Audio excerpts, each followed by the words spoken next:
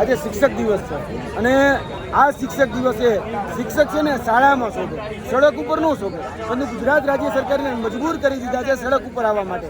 કેમ કે આજથી 3.5 મહિના પહેલા આ નોટિફિકેશન એ ગુજરાત રાજ્ય સરકાર દ્વારા પ્રસિદ્ધ કરવામાં આવેલું હતું.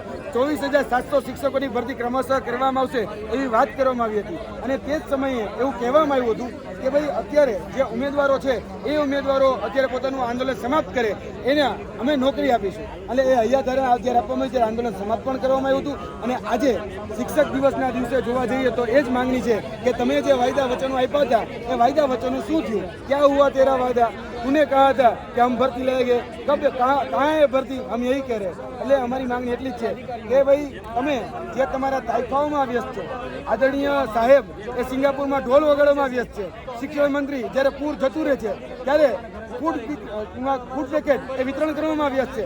તો આ શિક્ષણ વ્યવસ્થાની ચિંતા કરશે કોણ? ખરેખર ત્યાંથી પણ શિક્ષણ મંત્રી છે ને જાકારો જ મળી રહ્યો છે, એને દૂરથી સલામ થઈ રહી છે, દૂરથી રામ થયા છે. એનું એકમાત્ર કારણ એ છે કારણ કે ખુદ શિક્ષણ મંત્રીના વિસ્તારમાં 107 એવી શાળાઓ છે કે જે ફક્ત એક શિક્ષકથી ચાલે છે. હવે જે શિક્ષણ મંત્રી પોતાના વિસ્તારનો ઉદ્ધાર ન કરી શકતા હોય એ ગુજરાતની શિક્ષણ વ્યવસ્થાનો શું ઉદ્ધાર કરવાના? એટલે અમે કહીએ છીએ કે ભાઈ અમારી માંગણી સ્વીકારવામાં આવે.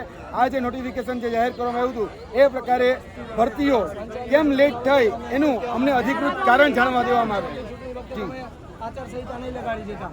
દર વખતે લોકસભા હોય કે વિધાનસભા હોય કે પંચાયતની બધી ચૂંટણી વખતે તમે માત્ર લોલીપોપ આપો છો અને આવી રીતે તમે ભટકામો ધર્માઓ અટકાવવાનું રહેવા દો. અમે જે માત્ર નોકરી આપો છો અમે મેરિટમાં આવતા હોય તો તમારે નોકરી આપો. અમે એમ કરતા હોય તો હાલ